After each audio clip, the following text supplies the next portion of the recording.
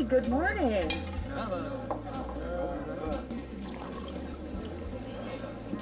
Good morning. It is still February. Seems like the month just flew by.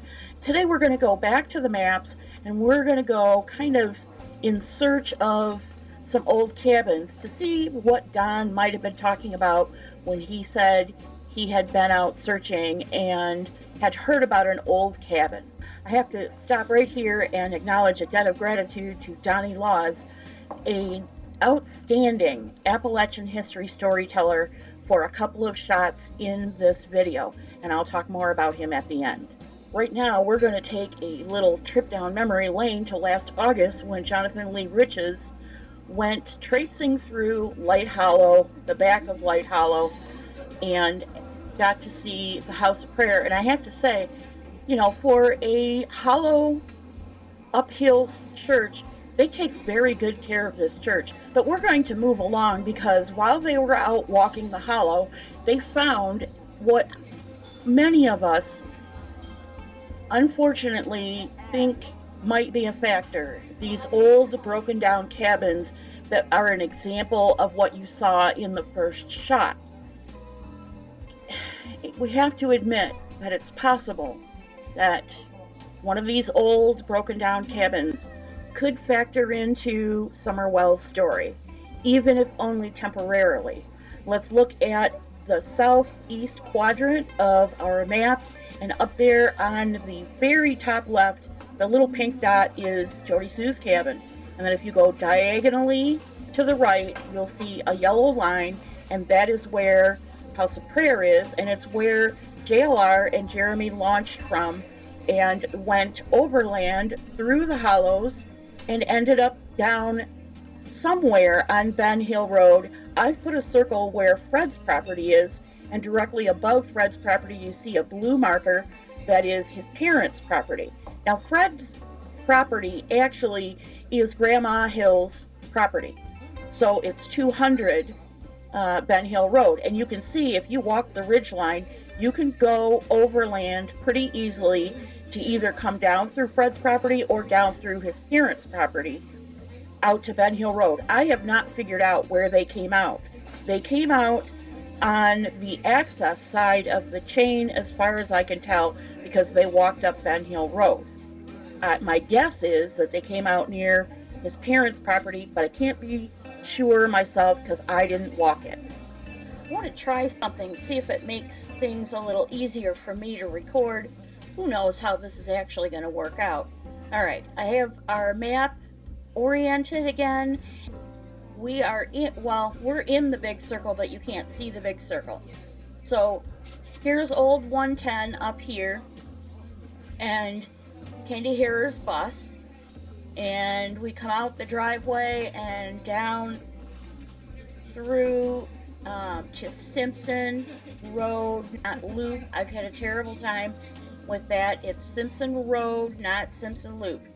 Here is the general area where the campsite was found, and right here where my hand cursor is Mary Sexton's property. And if you remember from the last time we looked at this map, I told you about a ridge line right here's that dip in Simpson Road, and I told you about a ridge line here and where there's a 2-track. So and I said to you I wasn't sure if that 2-track could be accessed from down here on the east corner in that big cut behind Gorley property.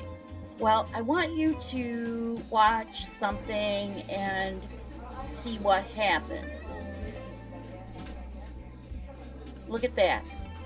I was able, if you watch my cursor, I was able to follow the 2-track all the way around like this to a property here, and then back sort of skirting the tree line. Let me see if I can get it closer for you so you can see that there's a tree line there. See, we came all the way around and I could have skirted this way, but since I was following this 2-track, I followed it pretty much along the tree line, and it goes back in here, and it goes to this area right here. Let's see if I can get this recentered so you can see it a little bit better. Boy, this is nerve-wracking. I am no Gray Hughes. Okay, what I want you to see is if we keep following this walking path, it's very easy to get back to this structure. I'm going to get it as close as I can.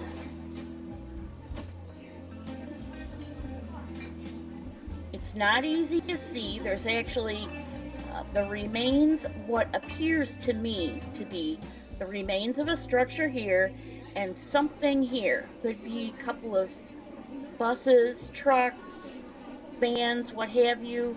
I don't know what this is. This is a very pixelated image. But this was the image that intrigued me, and I twirled this map around and looked at it from all different angles. I cannot tell you what it is, but it appears to me to be the foundation walls and maybe partially collapsed building back here. I just don't know. Okay, we've pulled back out, and I'm going to turn this, no, I'm going to leave that marker on because I want to show you something else. Remember I said this is the Gorley property, and the big cut behind the Gorley buildings. I want to show you something else. I looked at some of the terrain. I looked at some of the places where the 2-track could be accessed. I'm going to turn on this right here, and we're going to zoom in. Hopefully I can get it oriented without it flipping too much. I spent a lot of time looking at, remember I said these looked like they were gully washes off of this shallower ridge? Well, I'm not sure what this signifies other than maybe part of Limestone Branch offshoot, a seasonal offshoot maybe, or something like that. But I looked for the closest route from the Gorley property up to see if I could get up to that 2-track. And this is where I thought, since this looks like either seasonal water flow or a gully wash or something like that, I thought in here would be the easiest place to find access through the trees overland. Again, I'm going to zoom in and show you that if you walk sort of in between the trees like this, pull this up and go this way and then turn, where you end up is right at that 2-track. But it's possible over here somewhere you can access the 2-track even easier. It's hard to tell on Google Maps, and I would have to walk it. I'm one of those people that if I don't walk a place, I will not remember the landscape. Some people can do it by driving, but I've been a lifelong walker, and so I have to actually walk it. So I did, in fact, find a spot where it's possible, and to me it looks much easier than coming down from Light Hollow to Fred Hill's property to get from here to here. Now, why is that important? Well, let's pull back out, get our big screen. One of the footprints was found somewhere on Gorley property. And remember, Gorley property is this huge piece of land, and it goes back in. However, starting somewhere in this area and going south is a different property that actually has an address here on Bell Road. So we've got one footprint somewhere, around here.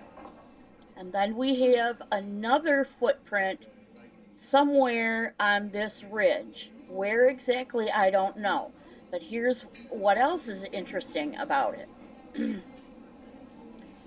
Remember our mysterious building down here? Well, here is, right here, access from Beach Creek. And you can drive right up here, and then you would have to climb overland up here. You can get through there. I couldn't make this area connect with this area where I found 2 tracks or what looks like a place you could walk, and I could not make this area connect to this, or this area connect to this where our building is. But you can see it is not a hard walk. I've just given you a handful of examples of what you find in the hills and hollers in the Appalachian mountain range. Places like the House of Prayer that we saw that's still being used and maintained very well. There are abandoned churches everywhere, abandoned cemeteries. There are feed sheds and old, abandoned cabins like we saw in the opening shot, as well as some interesting things you might not expect if you don't live in a rural area. Like this shot from Donnie Laws. This is an old country store, and it would have been at a crossroads where these 2 tracks and abandoned roads meet someplace like Beach Creek Road or any of the other little bit more trafficked roads in that area. And now I just want to take a couple minutes of your patience, a little bit longer, to talk about Donnie Laws. If you don't live in the Appalachian region and you're not familiar with the countryside and the culture and the people who live there, there is no better historian, in my opinion, than Donnie Laws. He's got an easy, tempered voice. His accent is easily understandable for somebody like me from the north, although I do understand the accent pretty well. He will take you metal detecting. He'll take you to Cades Cove, which is a fabulous historical place, as well as places to go see wildlife all over East Tennessee. And for me personally, it is a nice, refreshing break just to go spend some time with Donnie Laws in his beloved East Tennessee mountains when I've had enough of the nonsense surrounding Summerwell's case. And with that, I can tell you that that is all for today. It's a little bit longer episode again, and I really appreciate your patience because I think this stuff is important, more important than the backbiting and the fighting going on between channels. Thank you so much for joining me. God bless you, and I will see you real soon.